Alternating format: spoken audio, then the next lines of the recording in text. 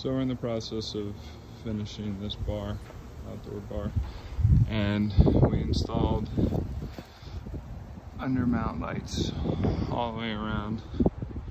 So I'm going to show you how to wire them up.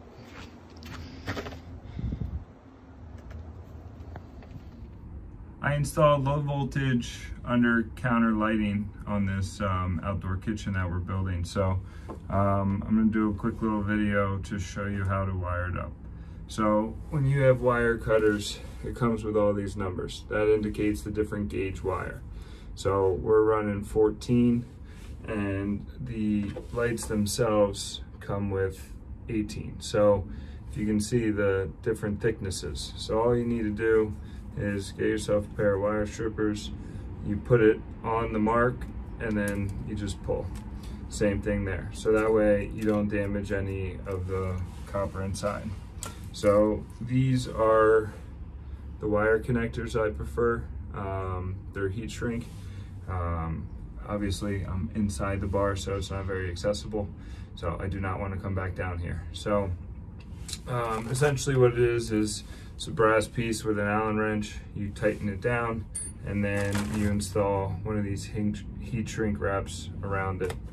So what you do is, this line that's coming this way is coming from the transformer. So you slide it on there. Obviously I already have the wire stripped just for time purposes, and tighten that down. Now you want to make sure that you're actually on the wire and not on the rubber jacket, because obviously then it wouldn't work. So you tighten that one down, and then you put this one on.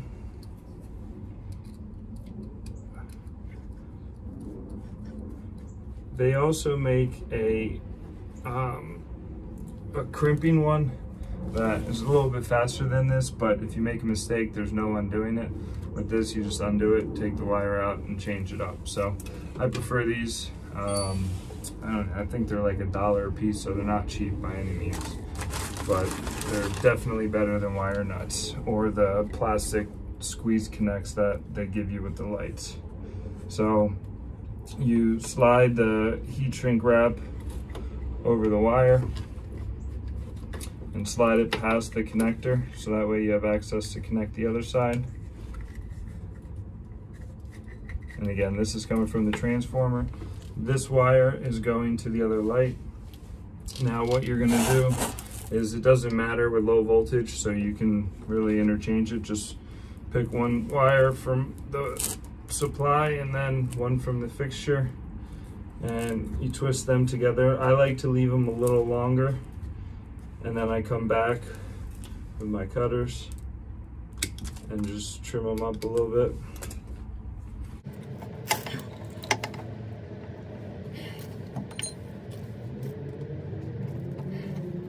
And again, make sure that when you're tightening it, you're on the wire and not on the black part, because if you're on the black part, it will not work.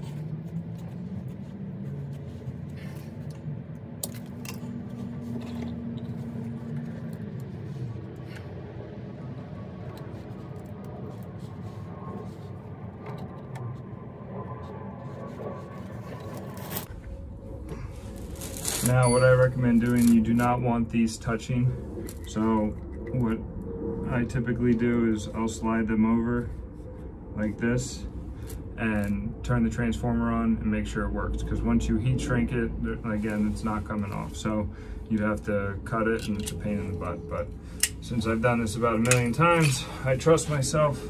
Then you take a heat gun. Obviously this is a fancy one, but you could just get like a $20 Wagner one at Home Depot. Pull it away.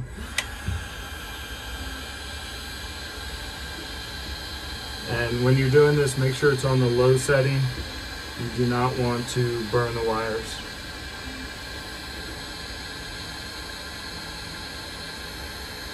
Or your fingers. And as you can see, it's molding around the fitting and molding around the wire.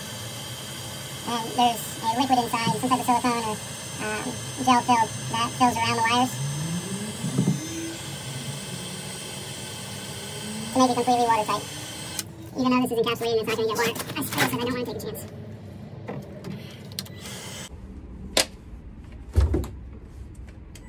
Definitely going to edit that out. Try not to burn your arm while you're doing this too. So that's the finished product. You can see that silicone or gel that oozes around. And now that fitting is watertight.